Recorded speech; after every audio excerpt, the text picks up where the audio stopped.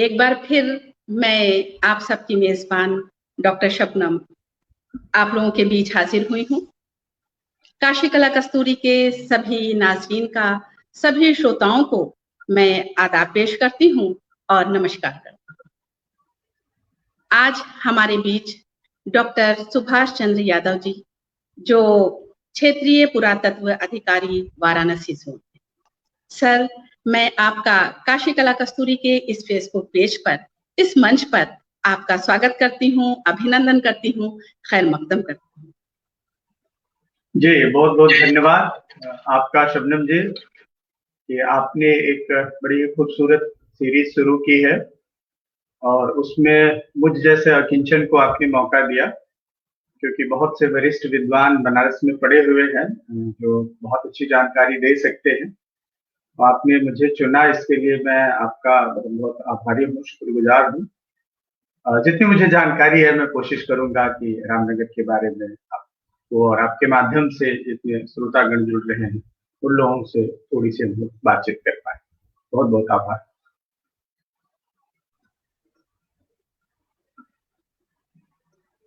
शुक्रिया सर, आपने भी मुझे मौका दिया, काशी कला कस्तूरी को मौका दिया ताकि हम लोग रामनगर की बातें कर सकें, क्योंकि रामनगर अपने में एक धरोहर है। काशी के इतिहास को समेटे हुए एक अहम धरोहर है और आज हम लोग इस धरोहर पर बात करेंगे, इस धरोहर की ऐतिहासिकता पर बात करेंगे, उसकी सांस्कृतिक विरासत पर बात करेंगे। तो सर, आपका बहुत बहुत शुक्रिया, क्योंकि इस टॉपिक पर जितनी अच्छी जानकारी आप दे सकते हैं यकीनन उतना कोई दूसरा नहीं कर पाएगा। तो सर, मैं ये जानना चाहूंगी सबसे पहले आपसे कि क्योंकि वक्त हम लोगों के पास एक लिमिटेड होता है, मैं सोचती हूँ, मैं समझती हूँ कि ज्यादा वक्त जाया ना करके मैं सीधे अपने टॉपिक पर आऊं कि रामनगर की ऐतिहासिकता को, उस पर रोशनी आप डालिए। जो पुरातात्विक और ऐतिहासिक और प्राचीनता है इसकी, इस रामनगर की, इस पर मैं चाहती हूँ कि आप भरपूर रोशनी डालें। रामनगर, जैसा कि सभी जानते हैं कि गंगा जी के दाहिने तट पर बसा हुआ है और वाराणसी गंगा जी के बाएं तट पर बसा हुआ है। कहने को गंगा के वजह से या काशी से थोड़ा अलग है, लेकिन सच ये है कि रामनगर काशी का एक अभिन्न अंग है और काशी की एक महत्वपूर्ण जरूरत है और काशी का एक महत्वपूर्ण अब एक उपनगर भी हो गया है। आम धारणा में जो लोगों को सामान्यतः पता है कि रामनगर महाराजा बनारस की वजह से ही जाना जाता है और उसकी ऐतिहासिकता जब 1750 के आसपास महाराजा बलवंत सिंह ने वहां अपना दुर्ग बनवाया और भी बहुत सी ऐतिहासिक इमारतों का उन्होंने और उनके बाद निर्माण कराया, तब से ही रामनगर की प्राचीनता या ऐतिहासिकता शुरू होती है। लेकिन विगत कई वर्षों से जो उस एरिया में रामनगर और उसके आसपास पुरातात्विक अनुसंधान हुए, उन अनुसंधानों के परिणाम स्वरूप यह पता चला कि रामनगर की प्राचीनता कहीं भी वाराणसी से कम नहीं है। वाराणसी के समानांतर रामनगर वाराणसी को वाराणसी और काशी बनाने में उतना ही मददगार है जितनी की बाकी चीजें। रामनगर जितने लोगों ने देखा है उसमें रामनगर का किला वहां का सबसे महत्वपूर्ण दर्शनीय स्थल है। उसी किले के दाहिने तरफ एक घाट है जिसे गोला घाट कहते हैं और वहां से थोड़ा सा और दाहिने बढ़ते जाएं तो आगे उड़िया घाट है। गोला घाट और उड़िया घाट से काफी पहले से 1960 के आसपास रामनगर के कुछ सुधी लोगों ने वहां पे कुछ पुरा सामग्रियां प्राप्त की, खासतौर से मिट्टी की मूर्तियां और कुछ कुछ अर्धमूल्यवान धातु के, अर्धमूल्यवान पत्थर के मनके, मिट्टी के मनके, जिसके आधार पर उन्होंने यह बात कहने की कोशिश की कि रामनगर भी एक प्राचीन स्थल है, लेकिन कोई गंभीर प्रयास हुआ नहीं। अंततः 2005 के आसपास काशी हिंदू विश्वविद्यालय में प्रोफेसर रही प्रोफेसर विदुला जायसवाल जी ने ज्ञान प्रवाह के सहयोग से वहां पे पुरातात्विक अनुसंधान शुरू किया। मेरा सौभाग्य था कि मैं उस पुरातात्विक उत्खनन में सहभागी रहा और उस उत्खनन के परिणाम स्वरूप 2005 से 2007 के बीच जो उत्खनन कार्य हुए, उस उत्खनन कार्य के परिणाम स्वरूप रामनगर से जो पुरातात्विक सामग्रियां मिली, उनके आधार पे उनका जो ऐतिहासिक विश्लेषण हुआ, उससे यह बात समझ में आई कि रामनगर भी आज से लगभग 4,500 साल पहले से वहां पे लोग आबाद थे। उसकी एक तिथि है, साइंटिफिक भाषा में कहते हैं हम लोग, वैज्ञानिक विधि से कार्बन तिथि निकाली जाती है। उसमें 1780। भैया जबकि काशी को कहते हैं कि वो 3,000 वर्ष पुराना है, तो क्या काशी से पहले है ये जो गंगा उस पार जो बसा है और ये इस पार? नहीं, राम एक्चुअली वाराणसी के बारे में जो 3,000 कहते हैं लोग, वो बहुत पहले का अनुसंधान है, 1960 के दशक का अनुसंधान है। वाराणसी में भी प्रोफेसर विदुला जायसवाल जी द्वारा जो बाद में अनुसंधान हुए, उसके आधार पर वाराणसी भी लगभग 4,000 साल प्राचीन है। और उसी के कुछ ही समय बाद या उसी के आसपास रामनगर से भी लोगों के बसने और लोगों के रहने की हमें जानकारी मिलती है। तो विशेष रूप से उड़िया घाट और गोला घाट के उत्खनन से जो पुरातात्विक अवशेष मिले, उनकी चर्चा हम लोग विस्तार से अगर जरूरत पड़ेगी तो करेंगे। उसके आधार पर रामनगर की प्राचीनता भी लगभग 4,500 साल, कम से कम 3,500 साल तो आप बहुत आराम से कह सकते हैं शुरू हुई। तब से लोग वहां आके बसना शुरू किए और लगभग 3,500 साल से लेकर के आज से 1,500 वर्ष पूर्व तक वहां पे बस्ती आबाद रही। बाद में किन कारणों से रामनगर की बस्ती की आबादी वहां से खत्म हुई, जिसके अवशेष हमें बीच में नहीं मिलते हैं, क्योंकि उसके बाद फिर राजा बनारस के वहां पे जाने से थोड़ा सा पहले से ही वहां पे बस्तियों के अवशेष मिलते हैं। तो विद्वानों का एक समूह इस बात को मानता है कि वाराणसी जब स्थापित हुआ और जैसे जैसे वाराणसी शहर का विस्तार होने लगा, उसकी महत्ता बढ़ने लगी, तो धीरे धीरे लगभग 1,500 वर्ष पूर्व रामनगर के भी बहुत से लोग वहां से निकल के बनारस चले गए, यानी कि गंगा जी के उत्तर तरफ वाराणसी में जाके स्थापित हो गए। और शायद ऐसे ही कुछ कारण थे जिन वजह से रामनगर की बस्ती कुछ समय के लिए वहां से उजड़ी और बाद में फिर वो आबाद हुई। तो इन पुरातात्विक सामग्रियों के आधार पे, जिसमें कि मनुष्य अपने जीवन में जो भी चीज प्रयोग करता है, विशेष रूप से लोगों को पुरातात्विक उत्खनन में मिट्टी के बर्तन, सील लोढ़े, हमें झोपड़ियों के अवशेष, ईंटें, सील लोढ़ा, इस तरह से मन के हड्डी के उपकरण, लोहे के औजार, ये तमाम चीजें जो भी हम जीवन में उस समय उपयोग करते थे, उन सभी के अवशेष मिले। तो कम से कम रामनगर की प्राचीनता भी आप आज से 3,500 साल मान सकते हैं।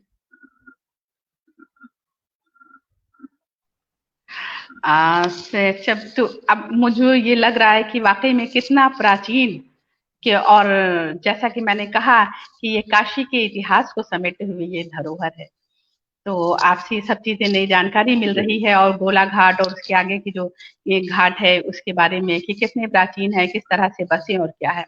लेकिन वाराणसी के सापेक्ष में जो रामनगर की स्थिति है उसके बारे में हम जानना चाहेंगे।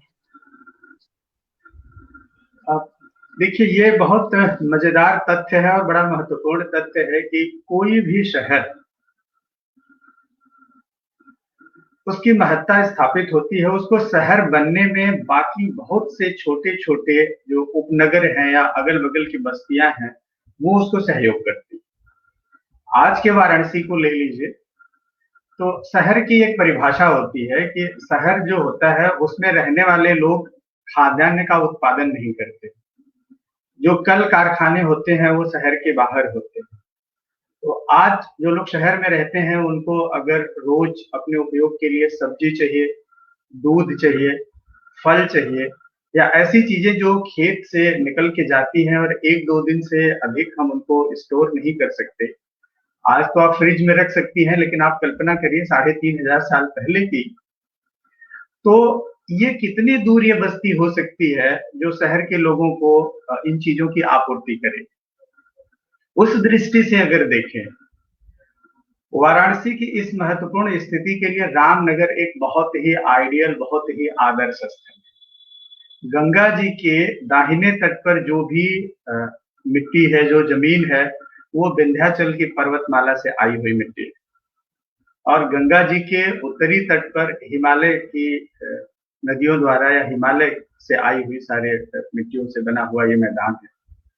तो बनारस की जो आदर्श स्थिति थी कि बनारस एक बहुत ही महत्वपूर्ण गंगा के मैदान में, जहां पर कि बहुत ही उपजाऊ जमीन है, तो वहां अन्न हो रहा है, वहां पे फसलें हो रही हैं, बहुत सुंदर पेड़ पौधे हो रहे हैं, फल मिल रहा है। लेकिन अब उसके अलावा आपको जो खनिज संपदा चाहिए वो इधर नहीं है। खनिज संपदा गंगा के दाहिने तरफ विंध्याचल की पहाड़ियों में। तो विंध्याचल की पहाड़ी से खनिज संपदा, पत्थर से लेके अर्धमूल्यवान मनके बनाने के पत्थर, या जो जंगलों में उपज होती है वो बहुत सारे लोहा बनाने की जो सामग्री है, हेमेटाइट, ये सारा कुछ विंध्याचल पर्वतमाला से आ रहा है। तो विंध्याचल पर्वतमाला से जो चीज बनारस आएगी आज से 3500 साल पहले, उस समय आने के सिर्फ 2 साधन थे।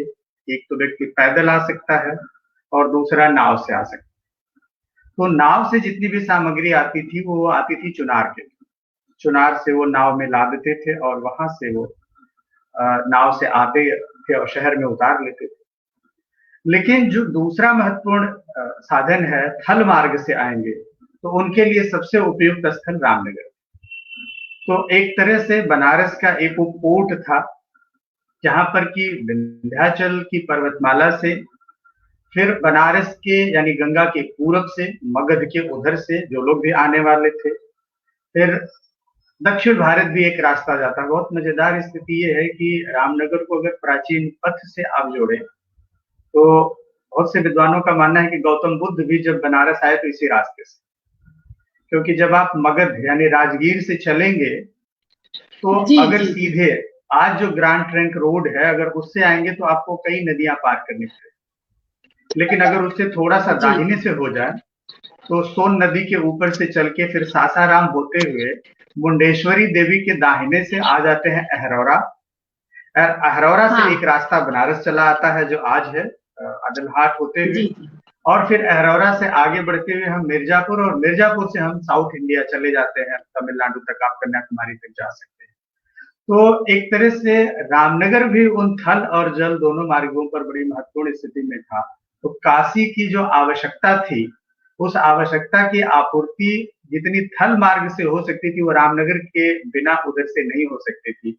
ऐसी स्थिति में रामनगर बनारस के बिल्कुल सहयोगी के रूप में बड़ी तत्परता से खड़ा था और बहुत ही महत्वपूर्ण भूमिका अदा कर रहा है।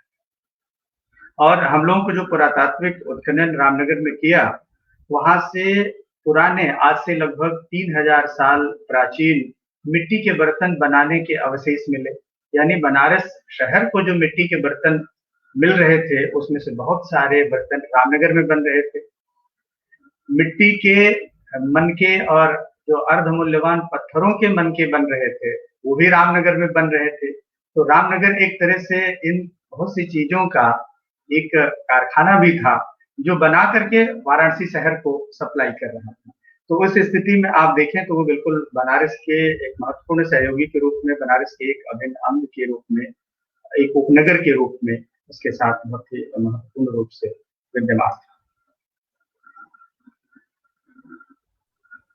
वाकई में बहुत ही अहम जानकारी कि गौतम बुद्ध जी का भी इधर से आगमन होता है और यही रास्ता होता है उनके जाने का, क्योंकि ये जल और थल दोनों मार्ग है। रामनगर इस तरह से बसा हुआ है। सर, एक चीज मैं जानना चाहूंगी कि 1750 में जब राजा बलबन जी ने यहाँ पे किले की बुनियाद रखी, उन्होंने ही ये बनाया, बेट उन्हीं के टाइम का है, तो क्यों इसको रामनगर को ही क्यों चुना? भाई उस वक्त तो पूरा शहर पूरा काशी खाली था, कहीं भी हो सकता था। तो क्या ऐसा भौगोलिक कारण, उसका ज्योग्राफिकल और भी एस्पेक्ट क्या थे? 1750 में अगर भारत की राजनीतिक स्थिति को आप देखें तो 1750 में हम लोग अवध के नवाबों के अधीन थे और काशी में बलवंत सिंह के पिताजी जो कि एक मनसबदार थे और उन्होंने 1730 के आसपास इधर के काशी के एरिया की मनसबदारी ली और उन्होंने गंगापुर में अपना किला बनाया। गंगापुर जो लगभग बनारस से 12-13 मील पश्चिम में है, वहां उन्होंने अपना किला बनाया या वहां वो रह रहे थे। लेकिन उनको महाराजा की उपाधि नहीं मिली थी, वो मनसबदार ही थे। और उसके बाद राजा बलवंत सिंह को पहली बार राजा की उपाधि मिली और बनारस के इतिहास में एक तरह से वो टर्निंग पॉइंट साबित हुआ और बलवंत सिंह जी बनारस की तरफ मूव किए। तो आप अगर रामनगर की पूरी बसावट देख लीजिए, रामनगर फोर्ट देख लीजिए, तो उस समय 1740 के बाद ये राजा बने, तो 1740 के बाद बनारस में उतनी जगह नहीं थी, खासतौर से गंगा के किनारे, कि मुझे जो लगता है इसका फैक्ट तो अब उन्हीं के परिवार के लोग या कहीं अगर लिखा होता तो पता चलता है, लेकिन एक जो विश्लेषण है उसके आधार पर हम लोग ये कह सकते हैं कि उनके पास उतनी जगह नहीं थी शायद। और दूसरी बात की सुरक्षा की दृष्टि से भी, जैसा मैंने पहले कहा आपसे कि गंगा के उस पार जाना उस समय इतना आसान नहीं था। तो अगर उधर राजा साहब ने अपना फोर्ट बनवाया और पूरा अपना सारा क्षेत्र स्थापित किया, तो उसके पीछे कहीं सुरक्षा एक महत्वपूर्ण मुद्दा था और सुरक्षा के साथ एक किला बनवाने के लिए फिर बाकी जितने भी उधर उनके द्वारा स्थापित हुए मंदिर और तमाम पोखरे, रामबाग, ये सब, इन सभी को आप देखें तो बनारस में उस समय तक उतनी जगह नहीं थी, क्योंकि रामनगर किले के बाद काशी नरेश के ही द्वारा चेत सिंह फोर्ट बनवाया गया, लेकिन वो देखिए चेत सिंह का किला जो है वो उतना बड़ा नहीं है। तो इसलिए बनारस में भी उन्होंने अपनी बहुत सारी जगहें बनाई। अभी जो बनारस में शीश महल कॉलोनी है, वो भी काशी नरेश का वहाँ एक किला हुआ करता था, वो भी उनका एक आवास हुआ करता था, बनवाया था उन्होंने। उसका द्वार अभी भी वहां विद्यमान है। तो उन्होंने बनारस में भी बनवाया, लेकिन किला बनवाया उन्होंने उस पार। उसके पीछे दो महत्वपूर्ण कारण है, एक तो उस उधर ज्यादा जगह मिलना और दूसरा संभवतः सुरक्षा की दृष्टि से वो एक महत्वपूर्ण क्षेत्र था, एक सुरक्षित क्षेत्र था, जहां पर कि वो अपनी सेना के साथ साथ बाकी चीजों को स्थापित कर सकते थे। शायद इसीलिए उन्होंने रामनगर को इसके लिए चुना हो।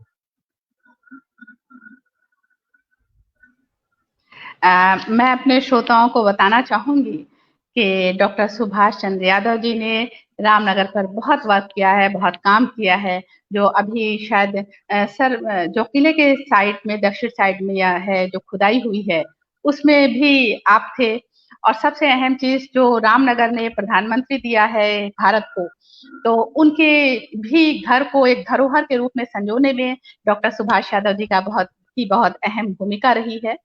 तो इस तरह से आप वाकई में जितना कुछ रामनगर के लिए आपने किया है और आप कर रहे हैं, और आप जितनी जानकारी है रामनगर के लिए, तो जो रामनगर वासी कई पुश्तों से रह रहे हैं उनको भी इतनी चीजें, इतनी जानकारी नहीं होगी।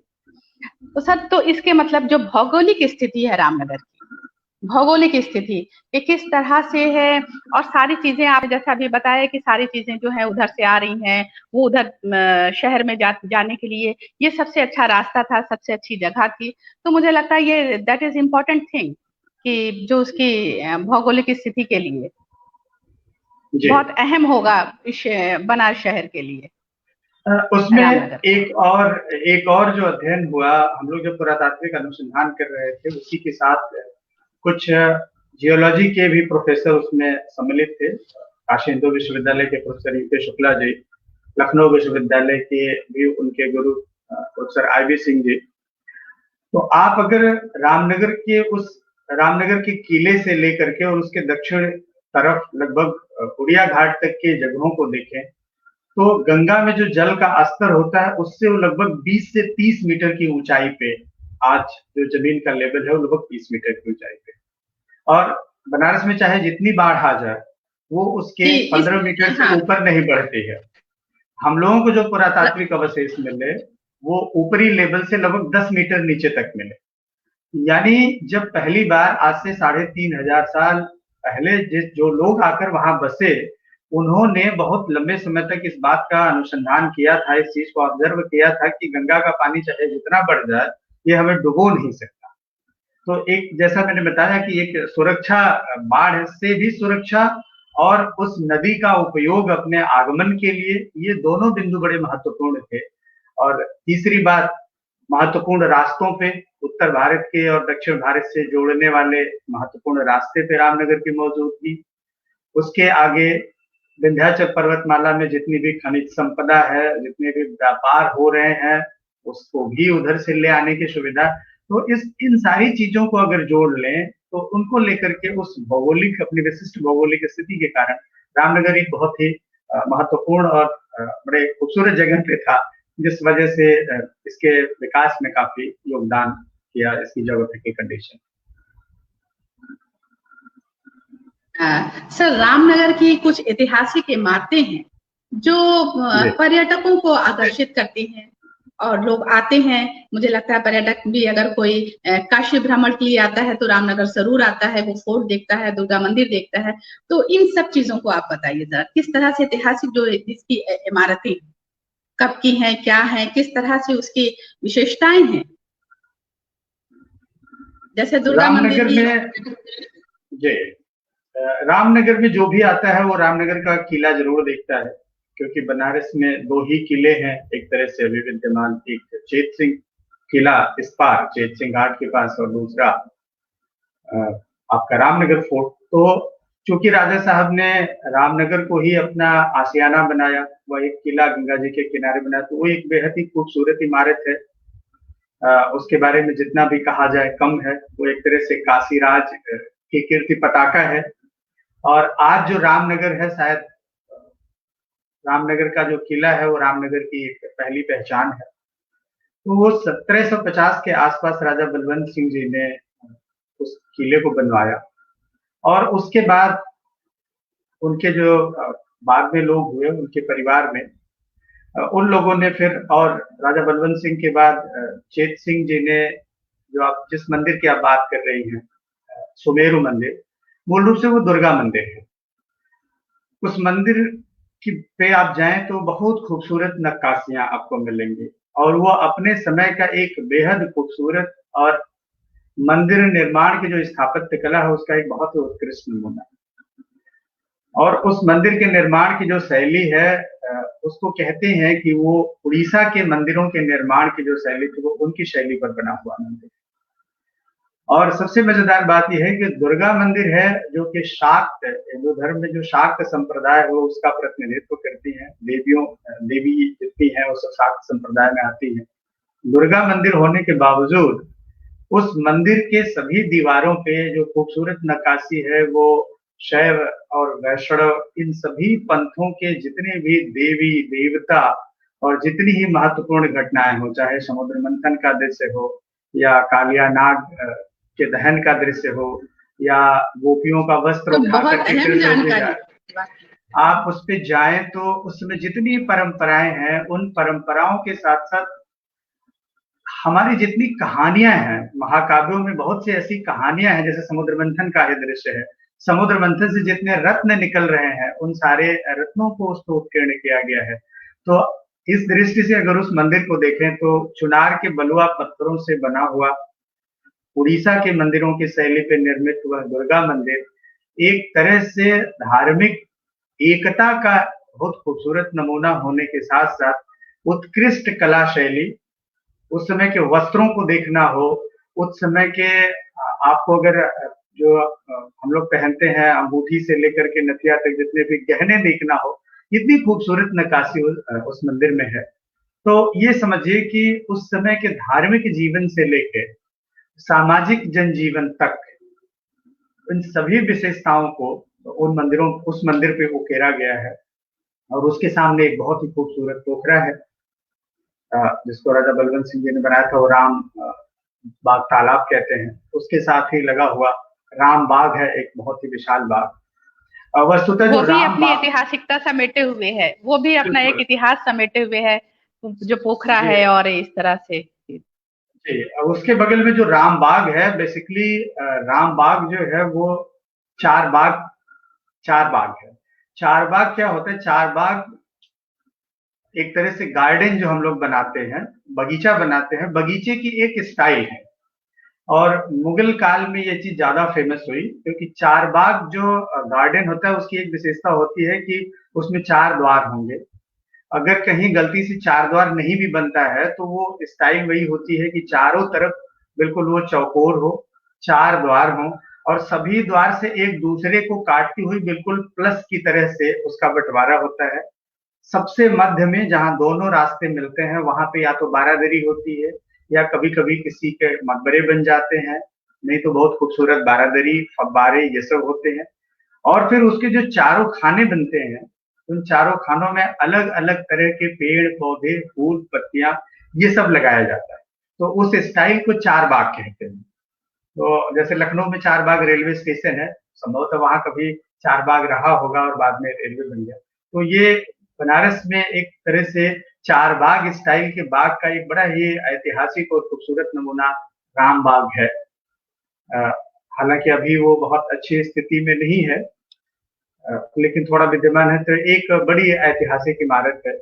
फिर राजा साहब के द्वारा बनवाई हुई वहां पे वहां की बारादरी, कचहरी, और उसके साथ साथ टेंगरा मोड़ से थोड़ा सा आगे बढ़े तो एक रतन बाग है, वहां भी एक शिव मंदिर है, तालाब है।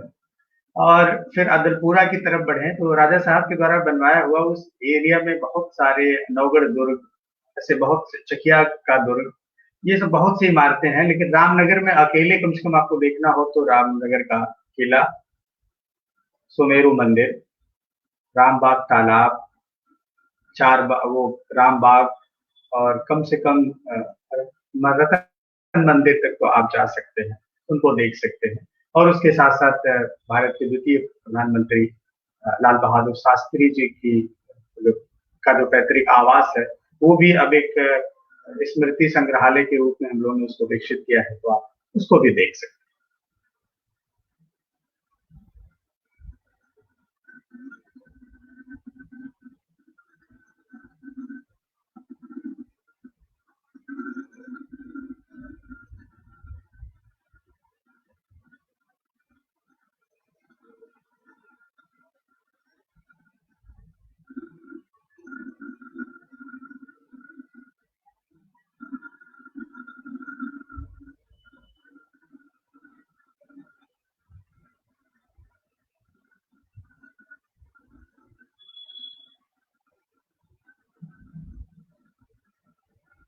सबनम जी, आप मेरी आवाज सुन रहे हैं?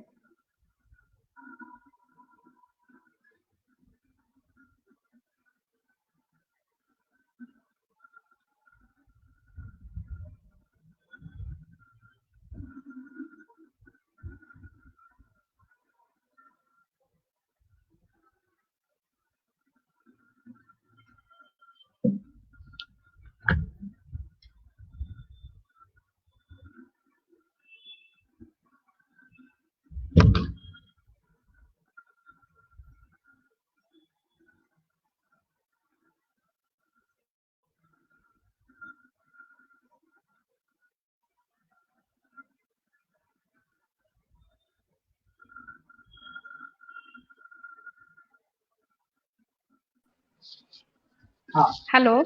जी जी जी। जी। सर हाँ आप हम मैंने सोचा कि आप कंटिन्यू है, क्योंकि थोड़ा सा दिक्कत हो गई थी ट्रबल इसकी। जी कोई बात नहीं, ये तकनीकी है, इसमें ये ट्रबल हाँ होता जी रहता जी है। जी जी जी।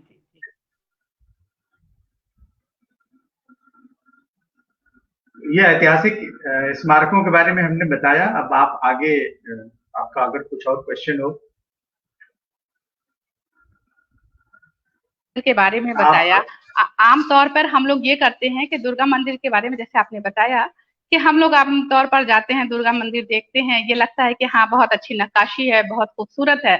लेकिन जिस तरह से आपने उसको आज बताया कि किस तरह से उसकी नक्काशी किन किन चीजों को का वो सूचक है, किस किस तरह से है, तो जो हमारे नाज़रीन है, जो हमारे दर्शक है, उनको भी लगता होगा कि अरे दुर्गा मंदिर हम लोग जाते हैं और आज अब जब जाएंगे तो वो उस नजर से देखेंगे। जी और बिल्कुल, मैं यही कहना चाह रहा था कि जी अभी जब आप लोग दुर्गा मंदिर जाएं तो आस्था तो है ही, आप दुर्गा जी की पूजा करें, लेकिन एक बार जब चारों तरफ देखें तो नक्काशी अपने भी उपयोग के लिए देखें। बहुत सुंदर कंगन, बहुत सुंदर नथिया, बहुत सुंदर बालियां, ये भी बहुत खूबसूरत पत्थरों में तो नक्काशी गई है वहां पे। लेकिन अब दुर्गा मंदिर को अगर आप देखें तो आपके जहन में रामायण, महाभारत, शैव, वैष्णव, शाक्त धर्म की जितनी भी कथाएं आपने कभी सुनी हो, उन कथाओं को वहां विजुअलाइज करिए, उनको देखिए तो आप पकड़ लेंगे। सारे सारी देवियों के जो वाहन हैं वो वहां अंकित हैं, शिव के जितने स्वरूप हैं, कृष्ण के जितने स्वरूप हैं, वो सब मिलेंगे। तो अब अगर आप यह थोड़ी सी बात लेके जाएंगे और एक नजर भी अब डालेंगे तो आपको वो चीजें स्वमेव दिखाई देंगी दुर्गा मंदिर पे।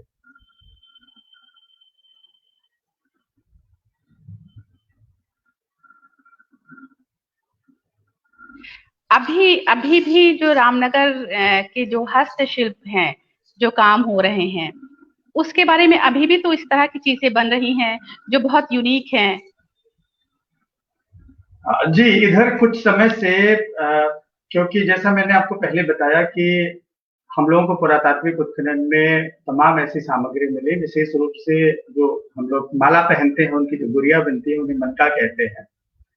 तो वो मनका खास अर्धमूल्यवान पत्थरों से लेकर के मिट्टी के, हड्डी के बहुत ही खूबसूरत मनके वहां बनते थे, और जिनके बनाने के साक्ष्य वहां मिले हैं, यानी वो एक कारखाना था।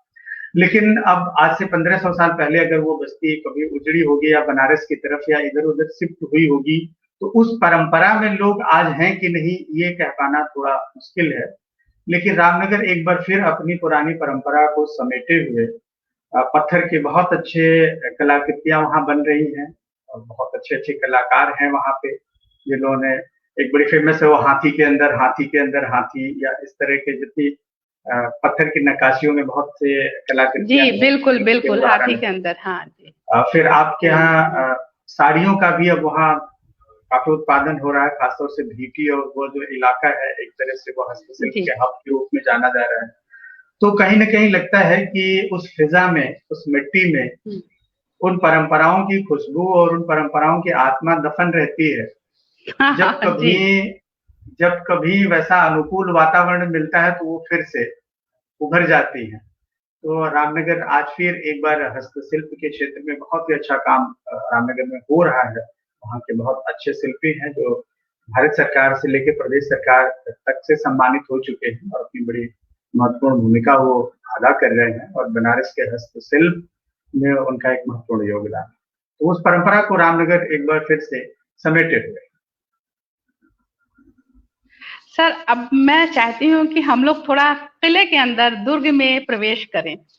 उसकी ऐतिहासिकता, जो चीजें वहां पे हैं, उसके बारे में हम लोग जानना चाहते हैं कि वैसे तो बचपन से जाते चले आ रहे हैं किले में, हाँ सब चीजें हैं पड़ी हुई है देख रहे हैं, लेकिन आज हम लोग उस किले के अंदर की चीजों को आपकी नजर से देखना चाहते हैं। देखिए, उसको हमारी नजर से देखने के लिए तो फिर हमारे साथ चलना जरूरी होगा, आप अभी जो क्योंकि भी आप बता सकते हो। जी उन राजा साहब के किले में जो संग्रहालय है, जब आप उस भवन तो आप देख ही रहे हैं, दरबार हाल से लेकर के जितनी भी चीजें हैं वो सब बहुत ही ऐतिहासिक है, बहुत ही बहुमूल्य है और बड़े खूबसूरत। और रामनगर का दुर्ग जो बना हुआ है उसके शैली की बात करें तो आप उसके मेन गेट को ही देखिए। तो कहने को तो उस जो मुख्य दरवाजा है उसके ऊपर जो बारादरी है उसको देखते ही आपको राजस्थान और गुजरात के किले याद आ जाएंगे। आप राजस्थान और गुजरात में जाएं, वहां के किलों को देखेंगे तो बिल्कुल सब जगह वैसे ही बारादरी बिल्कुल। बनती है। लेकिन जी सच जी ये है कि जो तमाम अध्ययन हुए हैं उसमें यह परंपरा, उस तरह की बारादरी बनाने की परंपरा सबसे पहले बंगाल में शुरू हुई, और बंगाल से धीरे धीरे वो पश्चिम की तरफ बढ़ती है, गुजरात और राजस्थान की तरफ, और वहां इतना महत्वपूर्ण होती है वो, इतना उसका विस्तार होता है। और फिर मुगलों के आने के बाद उसमें बहुत सारी चीजें जुड़ जाती हैं।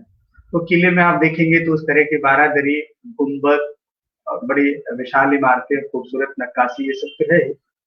लेकिन राजा साहब के म्यूजियम में आप प्रवेश करें तो उनके द्वारा प्रयोग की हुई जितनी भी तरह की उस समय की मोटर गाड़ी हो सकती है, वो जितने भी तरह की बग्गियां हम लोग कल्पना नहीं कर सकते, क्योंकि हम हाँ लोगों ने बग्गी बहुत जी देखी नहीं है। वो सारी बग्गी, जितने तरह के हथियार लड़ाइयों में यूज हुए, उन्होंने प्रयोग किया। बहुत तमाम लड़ाइयां लेकिन उन्होंने लेकिन लड़ी। सर रामनगर पे तो कोई ऐसी लड़ाई जंग हुई नहीं है, मुझे मेरा ख्याल है, जैसा मैं सुनती आई हूँ। हाँ, रामनगर में लड़ाई नहीं हुई, लेकिन राजा साहब सिर्फ रामनगर के राजा तो नहीं थे ना, वो तो पूरे वाराणसी काशी रियासत के राजा थे, और उनका क्षेत्र बहुत बड़ा था। और आज का पूरा ये चंदौली का इलाका, बनारस का इलाका और काफी एरिया तक का इलाका उनके अंडर में था। दूसरे, वो पहले तो अवध के नवाबों के अधीन, और बाद में कभी अंग्रेजों के खिलाफ और कभी अंग्रेजों के साथ भी उन्होंने लड़ाइयां लड़ी। तो एक लड़ाई तो राजा साहब की सिवाला पे ही हुई थी अंग्रेजों के साथ, अच्छा जिसमें अच्छा। वारेन हेस्टिंग फिर बनारस छोड़ के भाग गया था।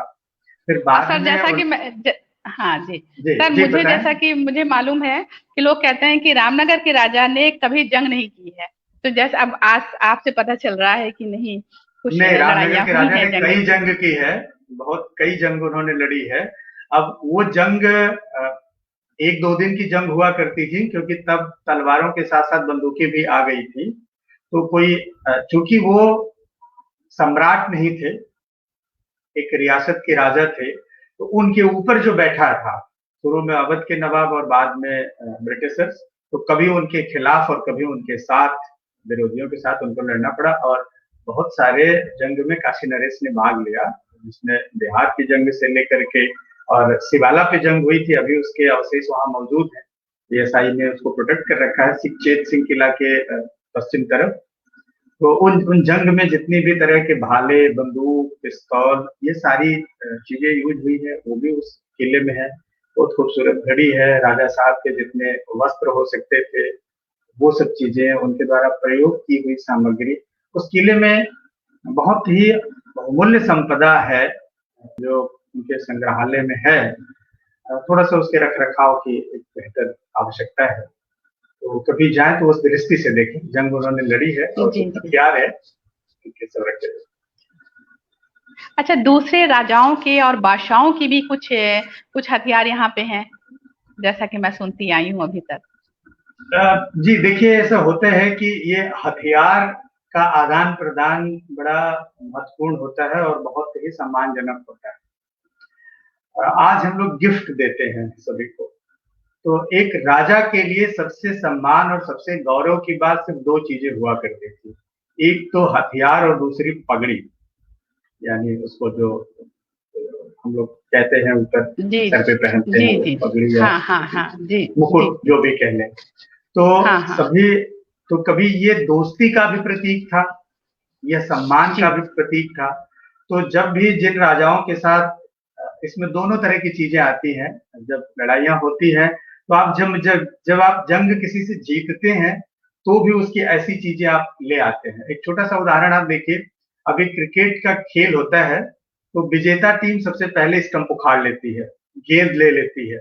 ये एक तरह से बिल्कुल। वो हम्म, विक्ट्री का एक बिल्कुल उसके सामने एक नमूना होता है, वो एक प्रतीक के नमूना रूप में, होता एक यादगार के रूप में अपने साथ रखना चाहती है।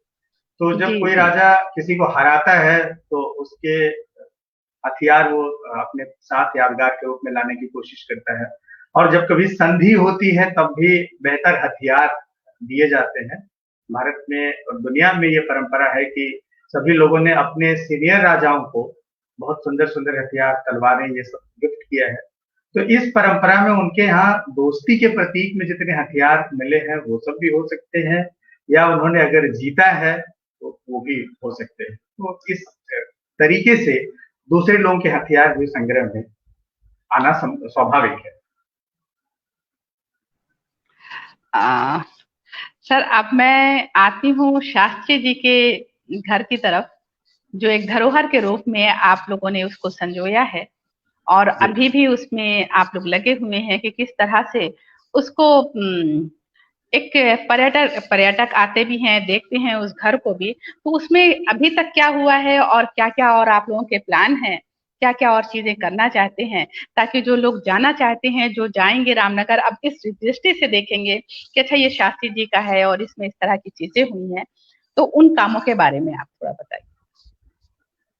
देखिए, ये मेरा बड़ा सौभाग्य रहा कि मैंने काशी हिंदू विश्वविद्यालय से सारी अपनी शिक्षा दीक्षा की, फिर पुरातत्व विभाग में मुझे सेवा करने का अवसर मिला, और जैसे ही मैं नौकरी में गया तो मेरी पोस्टिंग लखनऊ में हुई, और ये वाकया 2008 का है। ये प्रक्रिया तो शुरू हो गई थी 2005 के आसपास। 2005 में जो उत्तर प्रदेश सरकार थी, उस सरकार को शास्त्री जी के परिवार के लोगों ने अपने भवन का वो हिस्सा गिफ्ट कर दिया, इस शर्त के साथ कि आप इसको एक स्मारक के रूप में विकसित करिए, और वह प्रक्रिया चली। फिर 2007 में मैं उस विभाग में गया तो 2008 में फिर से उसके रेनोवेशन की बात शुरू हुई। तब मुझे लगाया गया कि आप शनिवार रविवार की छुट्टियों में वहां जाएं और यहाँ पे जो अधिकारी काम कर रहे थे उनके साथ मिलके उसको उसी रूप में संजोइए जिस रूप में वो पहले था। तो इस दृष्टि से हमारे जो वरिष्ठ अधिकारी थे और जो संस्था काम कर रही थी, हम सब लोगों ने मिलकर कोशिश करना शुरू किया। शास्त्री जी का आवास महज 2600 वर्ग फीट का है, वो पतला सा, जिसमें लगभग 4-5 कमरे हैं।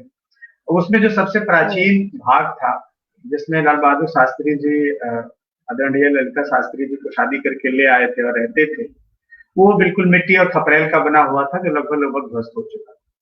अब कोई तरीका नहीं था हम लोगों के पास कि उसको हम कैसे उसके मूल रूप में ले आए, वो था कैसे। ये एक बड़े चुनौती वाला कार्य था। हम लोगों ने शुरू किया, अगल बगल के जो कुछ बुजुर्ग लोग थे जिनके जहन में, जिनके स्मृतियों में कभी वैसा घर रहा हो, उन लोगों से हम लोगों ने पूछना शुरू किया, और कुछ काशी हिंदू विश्वविद्यालय के फाइन आर्ट्स के विद्यार्थियों को लगाया जो उसको स्केच करते गए जैसा वो लोग बताते गए। तो उस स्केच के आधार पे हम लोगों ने एक विजुअलाइज किया, और फिर जो सामग्री उसमें लगी थी, मिट्टी, कपड़ैल, गोबर और बांस आदि, उन्हीं सबसे उनके घर को रिनोवेट करना शुरू किया और करके रख दिया। वो पोर्शन तो लगभग हो गया, कुछ खुल भी गया, लेकिन उनके सटे हुए जो लगभग 2800 वर्ग फीट में एक उनके बुआ का भी मकान था, जिसको बाद में संस्कृति विभाग ने खरीदा। वो खरीदने के बाद हम लोगों ने यह प्रयास किया, जो अभी भी प्रयासरत है, कि उनके भवन को तो, फिर उसके बाद उनका जो मूल भवन था वो मुझे बनारस मेरे आने के बाद 2018 में हमको जनवरी महीने में उसका फिर से चार्ज मिला कि आप इसको स्मृति भवन के रूप में विकसित करिए। तो बहुत दिनों से परियोजना चल रही थी। जनवरी में मुझे उसका प्रभार मिला और मैंने 28 सितंबर को उसको स्मृति भवन के रूप में विकसित करके 28 सितंबर 2018 को ही बिल्कुल हम लोगों ने तैयार कर लिया, और फिर तत्कालीन गवर्नर और योगी आदित्यनाथ जी, माननीय मुख्यमंत्री उत्तर प्रदेश ने उसका लोकार्पण किया।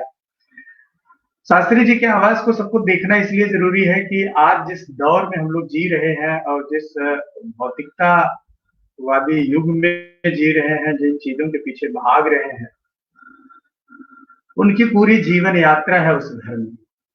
महज 4 कमरों का वह छोटा सा मकान शास्त्री जी के बाल्यकाल से लेकर और उनके अंतिम समय तक के निशानी है। कोई आए तो देखिए उनके घर को, कि जब वो शादी करके आए थे तब वो घर खपरेल और मिट्टी गोबर का कैसे था, हम लोगों ने उसी तरह से उसको संजोने की कोशिश की। फिर जब वो थोड़ा उत्तर प्रदेश की राजनीति में सक्रिय हुए, लोग उनके यहाँ आने जाने लगे, तो उन्होंने एक बड़ा छोटा सा कमरा बनवाया 8 बाई 8 का। उस कमरे में काठ की कुर्सी पर वो बैठते थे और हाथ का बेना लेके बैठते थे, बिजली थी नहीं, और 2-3 मचिया पड़ी रहती थी, जैसा उनके परिवार के लोगों ने बताया। तो ठीक उस कमरे को भी उसी तरह से हम लोगों ने संजोने का कार्य किया। उसके बाद जब वो प्रधानमंत्री हो गए तब कभी बनारस आए, और ललिता शास्त्री जी बीच बीच में जब आती रहती थी तो इतने लोग मिलने आते थे कि उनके घर में बैठने की जगह नहीं।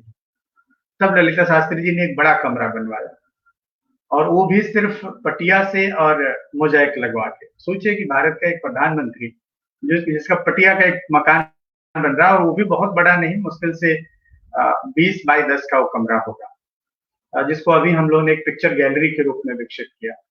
और फिर जब शास्त्री जी का देहावसान हो गया और ललिता शास्त्री जी रामनगर में रहने आई, तब उन्होंने अपने लिए कमरा लगभग 12 बाई 10 का बनवाया और वो पहला कमरा था उस पूरे मकान में जिसमें कि अटैच टॉयलेट उन्होंने अपने लिए बनवाया। तो एक तरह से शास्त्री जी की पूरी जीवन यात्रा उसी सादगी के साथ उस कमरे में, उस भवन में है। हम लोगों ने उसी तरह से उसको संजो के रखने की कोशिश की है और ये भी कोशिश की है कि कैसे उनकी चारपाई, खादी की चादरें, हाथ वाला बांस का बेना, काठ की कुर्सी, रस्सी से बुनी हुई मचिया, ये सब रखने की कोशिश की है वहां पे। उनके किचन को भी उसी तरह डेवलप किया है। उनके किचन में जो बर्तन है वो तो पूरी उनकी यादगार और एक स्मृति के रूप में हम लोगों ने उसको विकसित करने की कोशिश की है। तो सबको देखना चाहिए कि एक भारत का प्रधानमंत्री कितने साधारण तरीके से, वो बिल्कुल, हाँ, किचन के बर्तन वैसे ही रखे हुए हैं और वो सब बर्तन उनके द्वारा प्रयोग किया हुआ है। तो उसमें बहुत सी चीजें उनके प्रयोग की गई हुई हम लोगों को मिली हैं, जिसमें किचन के बर्तन हैं। उसके अलावा ललिता शास्त्री जी का बक्सा है, उनका पंखा है, उनके द्वारा प्रयोग की हुई कुछ किताबें हैं। नेपाल नरेश ने उनको एक स्मृति चिन्ह के रूप में वहां का जो प्रसिद्ध शिव मंदिर है उसकी एक प्रतिकृति दी थी, वो सब है, उनकी माला है। और भारत में जो भी प्रधानमंत्री होता है तो हमारी जो एयर इंडिया है उसको एयर इंडिया के लोगो वाला एक छोटा सा सूटकेस गिफ्ट करती है। ऐसी शायद परंपरा पहले थी, अब पता नहीं है कि नहीं। तो जब आदरणीय शास्त्री जी भारत के प्रधानमंत्री हुए तो उन्होंने उनको गिफ्ट किया था। शास्त्री जी ने अपने जीवन में उसको उपयोग किया और उनके बाद ललिता शास्त्री जी ने उसको उपयोग किया। तो वो भी हम लोगों को सौभाग्य से मिली हुई है, वो भी वहां डिस्प्ले है। तो ऐसे ही उनकी कुछ स्मृतियां, लेकिन सबसे अच्छा ये लगता है कि उनका घर एक तरह से जैसे था उसको देख करके उनकी सादगी और एक तरह से उनकी पूरी जीवन यात्रा उस घर में समाहित। और फिर उनके रिश्तेदारों का जो भवन हम लोगों ने खरीदा है उसको एक एडमिनिस्ट्रेटिव ब्लॉक के रूप में डेवलप करने की कोशिश है, ताकि वहां पे छोटे छोटे फिल्में चलाई जाए उनके जीवन के ऊपर, एक लाइब्रेरी की स्थापना की जाए और उनसे जुड़ी और भी कोई सामग्री मिलती है तो फिर वहां पर उसको डिस्प्ले किया जाए।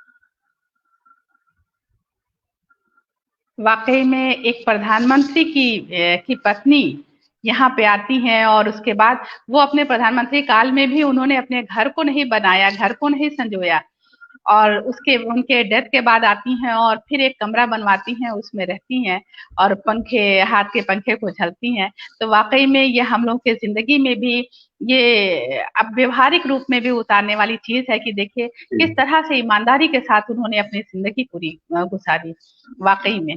और मैं अपने काशी कला कस्तूरी के सभी नाज़रीन को चाहूंगी कि आप जरूर जाइए, दुर्गा मंदिर देखिए, काशी का ये प्रधानमंत्री जी के एक आवास को देखिए, किस तरह से इन लोगों ने मेहनत करके उसको बनाया है, उसको धरोहर के रूप में बहुत ही खूबसूरती के साथ संजोया है और उसको देख के पता चलेगा कि किस तरह से उनका जीवन यापन था, किस तरह से उनकी जिंदगी गुजरती थी, उन बर्तनों के साथ, उन पंखों के साथ, उन घरों के साथ, उन मिट्टी के छप्परों के साथ।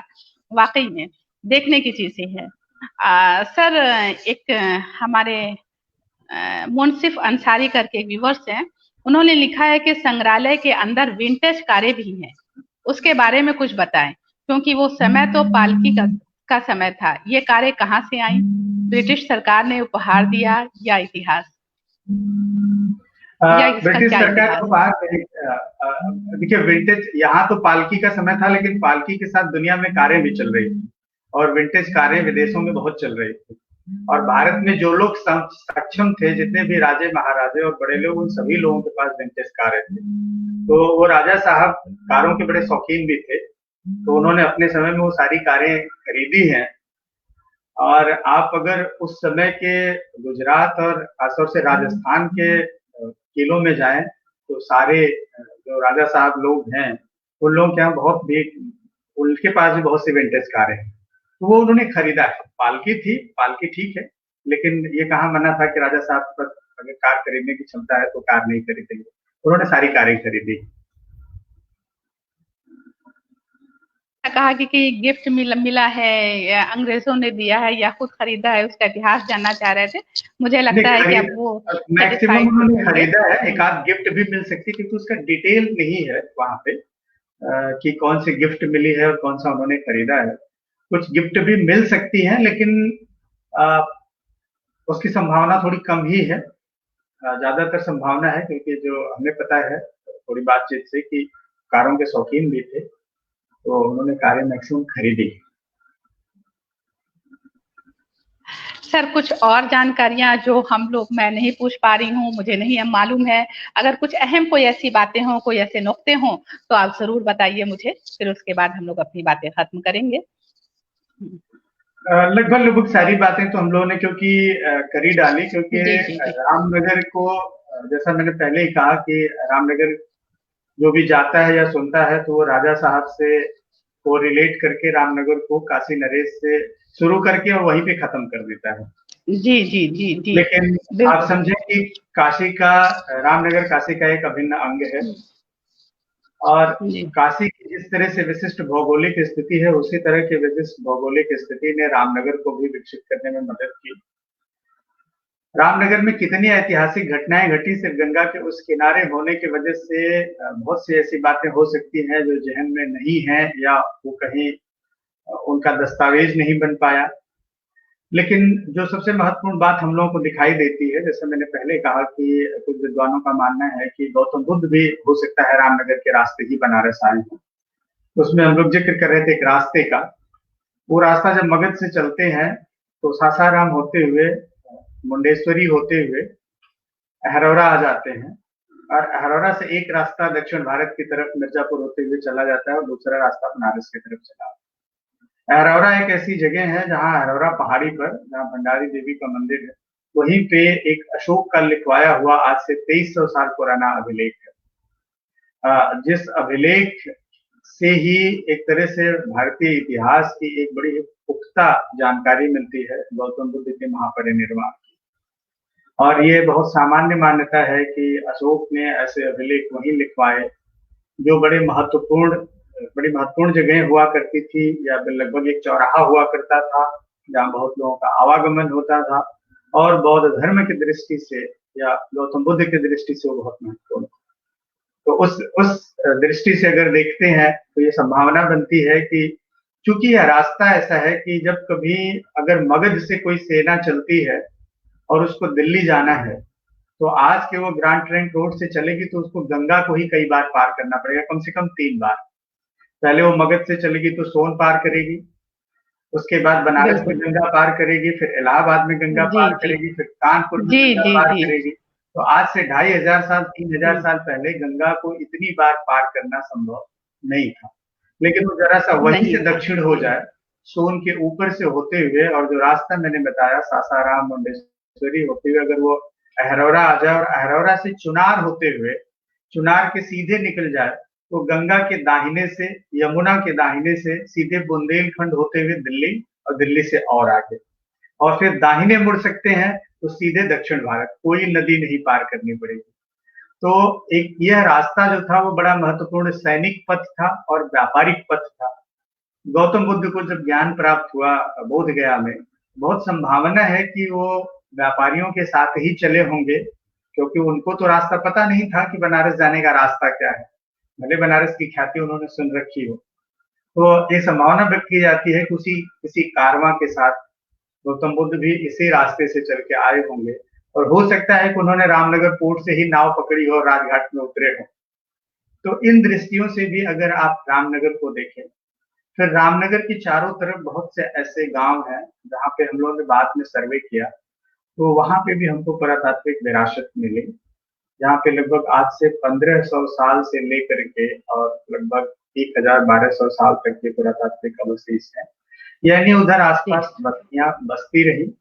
लेकिन यह एक बड़ा प्रश्न है कि लगभग 3500 साल पहले जब पहली बार रामनगर आबाद होता है, अभी तक की जो पुरातात्विक अवशेष है, उसके बाद आज से 1500 साल पहले यानी लगभग 2000 साल में 1500 साल में वो नगर कैसे थोड़ा उसके विकास बाधित हुआ, और फिर काशी नरेश ने उसको चुना, और काशी नरेश के चुनने के बाद फिर धीरे धीरे ये उपनगर के रूप में विकसित हुआ, और फिर आज जो रामनगर का स्वरूप है। क्योंकि एक आप सिर्फ 1961 की जनगणना को अगर देख लें, तो 1961 की जनगणना के और जो राजस्व रिकॉर्ड है उसमें रामनगर महज 3.5 किलोमीटर वर्ग किलोमीटर की एरिया में विकसित, लेकिन और उसमें उसकी आबादी महज 18,000 थी। 18,066 लोग 1961 की जनगणना के अनुसार रामनगर में रह रहे थे, और आज आप रामनगर की जनसंख्या देख लीजिए, तो रामनगर इस तरह से लगभग बढ़ा। और इसके साथ राजा साहब की वजह से वो एक महत्वपूर्ण सांस्कृतिक, काशी के सांस्कृतिक वैभव में एक बड़ा महत्वपूर्ण आयाम वहां राजा साहब की वजह से हुआ, रामनगर की रामलीला। जी, रामलीला जो हमारा ये सांस्कृतिक विरासत है, अगर इसकी हम लोग बात ना करें तो शायद रामनगर की तारीफ पूरी मुकम्मल नहीं होगी। मैं अब इस पे ही आने वाली थी। जी, तो रामनगर की रामलीला को आप देखें तो 2-3 तरह की रामलीला, एक पूरी बनारस में जो बड़ी फेमस रामलीला होती थी, उसमें काशी नरेश विभूति नारायण सिंह जी का ये मानना था कि ये सारी रामलीला लगभग एक ही जगह पहले शुरू हुई होंगी, और बाद में धीरे धीरे जैसे जैसे टोलियां बढ़ती गई, आपस में बंटते गए, तो कभी एक टोली निकल के अपनी जगह रामलीला करने लगी और कभी दूसरी टोली अपनी जगह रामलीला करने लगी। इसकी तमाम कथाएं हैं। मेधा भगत ने शुरू किया, तुलसीदास जी ने रामलीला शुरू करवाई। तो काशी की रामलीला में 2 महत्वपूर्ण रामलीला मानी जाती है, एक तो झांकी लीला और एक घटित लीला। झांकी लीला जैसे भरत मिला में पात्र कुछ बोलते नहीं है, सिर्फ आप झांकी देखते हैं, लेकिन रामनगर की रामलीला घटित रामलीला है, जिसमें कि पात्र एक्ट करते हैं। अब रामनगर की रामलीला की विशेषता यह है कि शायद दुनिया का ये सबसे बड़ा ओपन थिएटर मान सकते हैं। 20 वर्ग किलोमीटर के क्षेत्र में अलग अलग स्थानों पे पूरे माह ये रामलीला होती है, और आज भी उसी प्राकृतिक रोशनी में, यानी जो गैस बत्ती और जो रामचरितमानस की पंक्तियां पढ़ी जाती है वो उसमें मसाल एकदम पुराने अंदाज से, जी, पुराने अंदाज में, और उनके देखने वाले नेमी हैं, वो नेमी है। 3 बजे 2 बजे बनारस से निकल लेते हैं नाव से आज भी, और वो नहा धो के वहां बैठते हैं। फिर रामलीला भी 2 टुकड़े में होती है, पहले 6 बजे से 7 बजे तक होगी, उसके बाद 1 घंटे का ब्रेक, सभी लोग स्नान ध्यान करेंगे वहां, वो फिर 1 घंटा वो मेला के रूप में तब्दील हो जाता है। तो रामनगर की जो रामलीला है एक तरह से एक बड़ी वैश्विक विरासत है थिएटर की, और काशी के सांस्कृतिक विरासत की जब भी बात होगी तो रामनगर की रामलीला के बिना ये कभी भी पूरी नहीं होगी। तो रामनगर के बारे में जब भी आप जाने तो सिर्फ 2 चीजें कि रामनगर किला देख लें, रामनगर की रामलीला के बारे में सुन लें, और कभी मौका मिले तो रामनगर का बैगन खरीद लें और रामनगर की लस्सी पी के ना आ जाए। लस्सी पी लें, बिना लस्सी के भी पूरी कहानी रामनगर की नहीं होती है, रामनगर की लस्सी और चाट। जी बिल्कुल। तो इन सब क्योंकि देखिए हमारे अभी एक हाँ जी, किसी दर्शक ने मेरे अभी पूछा है, वो BHU की रानी बर्मन जी ने, कि बिना रामनगर की लस्सी की पूरी कहानी तो रामनगर की कंप्लीट नहीं हो सकती। जी जी बिल्कुल बिल्कुल। तो आप बिल्कुल किला देखें, लस्सी पिए, मौका मिले अगर झोला साथ में हो तो रामनगर का बैगन भी खरीदें। अब तो बहुत सी चीजें आने लगी है, और अब तो हस्तशिल्प भी वहां बहुत से बनने लगे हैं। कहने का तात्पर्य यह है कि रामनगर एक बहुत ही ऐतिहासिक और सांस्कृतिक विरासत को समेटे हुए शहर है, उपनगर है काशी का। और मैं ये कहता हूं कि यह नगरीय संस्कृति और अरण्य संस्कृति का एक तरह से संगम स्थल है। बिल्कुल बिल्कुल आपने सही कहा। गंगा के इस पार नगरीय संस्कृति, गंगा के उस पार विंध्य पर्वतमाला की उपत्यका में जो अरण्य संस्कृति है, ग्रामीण संस्कृति है, तो जहां पे दोनों मिलते हैं वह एक संगम स्थल होता है और उसकी एक अपनी विशिष्टता होती है। जी, तो काशी को काशी बनाने में रामनगर का बहुत ही महत्वपूर्ण योगदान है, अतुलनीय योगदान है।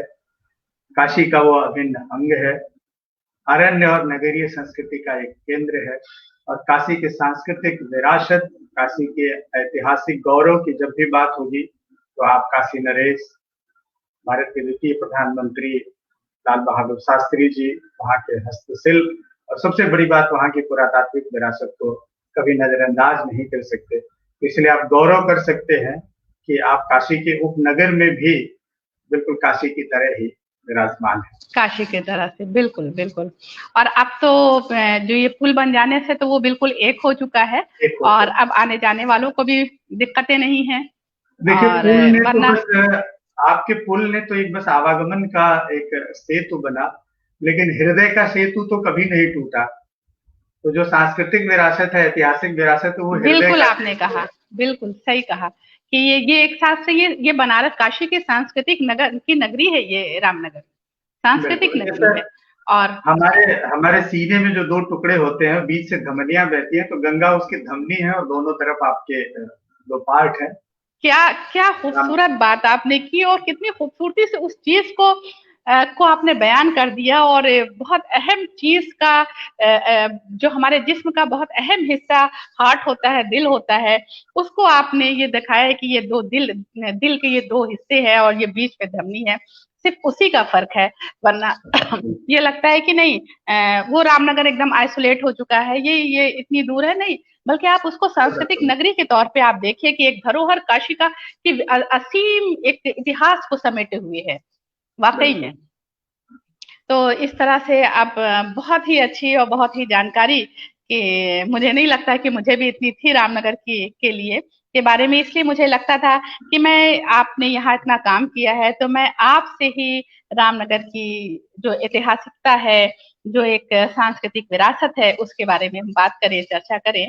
और मैं बहुत ही खुशनसीब अपने अपने को समझती हूँ कि आप जैसे इंसान मिले जहाँ पे हम इस तरह की हम बात कर सके, और आपने अपना कीमती मुझे वक्त दिया। और वाकई में सर, जैसा कि आपने सही कहा कि सिर्फ जो है हमारे दिलों से तो ये दूर सांस्कृतिक नगरी नहीं थी, लेकिन हाँ, आवागमन की वजह से थोड़ी सी दिक्कतें होती थी। जब बारिश में पुल पीपे का टूट जाता था, पाटुन पुल, और जो ये दशहरा देखने वाले लोग थे, जो रामलीला देखने वाले लोग थे, तो रामलीला प्रेमियों के लिए भी बहुत ही मुश्किल होता था। और वाराणसी काशी क्षेत्र से तो ऐसे ऐसे रामलीला प्रेमी हैं जो हमेशा से कई पुश्तों से वो चले आते हैं, आ रहे हैं, कई पुश्तों से पूरे पूरे घर के सारे लोग, और उसी साज धाज सज धज के उसी अंदाज में आते हैं देखने के लिए। ये नहीं कि यूं ही बस उठे और चल दिए कि नहीं, मुझे रामनगर के ऐतिहासिक रामलीला देखने जाना है। और रामनगर की रामलीला का तो आज भी ये चमक धमक से बिल्कुल दूर है। चाहे तो वो बहुत चमक धमक रोशनी और बहुत सी चीजों का इंतजाम कर सकते हैं, माइक का इंतजाम कर सकते हैं, लेकिन जो भी मंत्रोच्चार होते हैं, जो सूत्र पढ़े जाते हैं, सारे सब इसी तरह से, और ऑडियंस पूरी सुनती है, पूरी सुनती है सारी ऑडियंस। और सर, मैं ये भी कहना चाहूंगी आपसे कि जब ये भरत मिलाप होता है तो रामनगर जो चौक है, वो चार रास्ते आ रहे हैं, और चारों भाई जब आके एकदम ठीक बीचों बीच रथ रुकता है, तो वो बहुत ही मनोरम दृश्य होता है, वो देखने लायक होता है। जो भोर में आरती होती है, मुझे नहीं लगता है कि उस वक्त पैर क्या सांस लेने की भी, हवा आने जाने की भी जगह नहीं होती है, इतनी भीड़ होती है, और दूर से आरती लेते हैं, और जब चारों भाई आते हैं तो वाकई में वो एकदम रोए खड़े कर देने वाले वो दृश्य होते हैं। तो ये दृश्य रामनगर में भोर के वक्त दशहरे में देखे जा सकते हैं, जब ये रामलीला होता है और भरत मिलाप का टाइम होता है। तो इस तरह से ये हमारी ऐतिहासिकता को समेटे हुए ये शहर है, ये सांस्कृतिक नगरी है। और सबसे अहम बात मैं अपने श्रोताओं को बताना चाहूंगी कि रामनगर में जो रामलीला होती है, तो जो घटना है कि अयोध्या में ये हुआ है, लंका पे ये हुआ है, चित्रकूट में ये हुआ, वही स्थान वही चीजें रामनगर में भी मौजूद है। रामनगर में चित्रकूट भी है, रामनगर में अयोध्या है, रामनगर में लंका है। तो इस तरह की चीजें रामनगर में है। और यहाँ तक कि जो लोगों के एड्रेस होते हैं, उसी एड्रेस पे लोगों के सारी चीजें भी आ जाती हैं। अयोध्या रामनगर, अयोध्या रामनगर लिख दिया, वो उसके घर पे वो चीजें पहुंच जाती हैं। तो पोस्टल एड्रेस भी एकदम उसी नाम से है। तो ये बहुत बड़ी चीज है, और वही चीजें, ताकि वो ऐसी चीजें कहीं और शहर में नहीं मिलेंगी। भाई, रामलीला तो बहुत जगह होती है, लेकिन इस तरह की चीजें नहीं मिल सकती हैं। लेकिन उन्हीं चीजों की तरफ कि भाई लंका में अच्छा ये रावण दहन हुआ है, अच्छा लंका है रामनगर, अयोध्या में ये चीजें, और पूरे महीने अलग अलग जगह वो फिक्स हैं कि यहाँ पे ये होना है, वो होना है, इस तरह की चीजें। और उस रामलीला में चार बाग जो आपने अभी बताया रामबाग का नाम, रामबाग और जो पोखरा है वहां पे दुर्गा मंदिर के पास, उसकी खास अहमियत होती है उस रामलीला में भी। तो इस तरह से बहुत अहम जानकारी आपसे मिली हम लोगों को रामनगर के बारे में, रामनगर की विरासत के बारे में, रामनगर की संस्कृति के बारे में, और जो धरोहर है, जो वहां पे जितनी ये हैं, आप इसको कह ले, जितनी इमारतें हैं, इन सब के बारे में बहुत ही अहम जानकारी सर आपके वजह से हम लोगों को मिली, हमारे दर्शकों को मिली। इसके लिए मैं तहे दिल से आपकी शुक्रगुजार हूँ कि इस तरह की चीजें हमारे दर्शकों को सुनने को मिली, और आपने अपना कीमती वक्त दिया काशी कला कस्तूरी को। तो इसी के साथ मैं आपने मुझे अवसर दिया, मैं आपका पुनः शुक्रिया अदा करता हूँ। हमने एक तरह से कुछ नहीं किया, करवाने वाला कोई और होता है, तो ये जो कुछ भी मैंने बताया इसमें मेरा कुछ नहीं है, ये हमारे गुरुजनों और रामनगर के लोगों का प्यार और स्नेह है। तो तेरा तुझको अर्पण क्या लागे मेरा। बहुत बहुत आभार, धन्यवाद। क्या बात है, क्या बात है, बहुत वाकई में बहुत अच्छी तरीके से आपने एक एक चीज को डिफाइन किया, चाहे वो धरोहर हो, चाहे वो किला हो, चाहे वो दुर्गा मंदिर हो, या फिर शास्त्री जी का घर हो। बहुत अच्छे से, बहुत ही क्लैरिटी के साथ आपने डिफाइन किया, एक एक चीज को बताया। तो वाकई में मैं इंतहाई शुक्रगुजार हूँ सर, काशी कला कस्तूरी के पूरे टीम की तरफ से मैं आपकी का शुक्रिया अदा करती हूँ। और हमारे जो नाज़रीन हैं, जो श्रोता हैं काशी कला कस्तूरी के, हम सबको धन्यवाद देते हैं कि आपने अपना कीमती वक्त हमको दिया और रामनगर के बारे में सुना, जानकारी लिया। इसके साथ ही मैं सबसे विदा लेती हूँ और सबका बहुत बहुत शुक्रिया। नमस्कार, आदाब। सर लीव कर जाइएगा, सर लीव कर जाइएगा।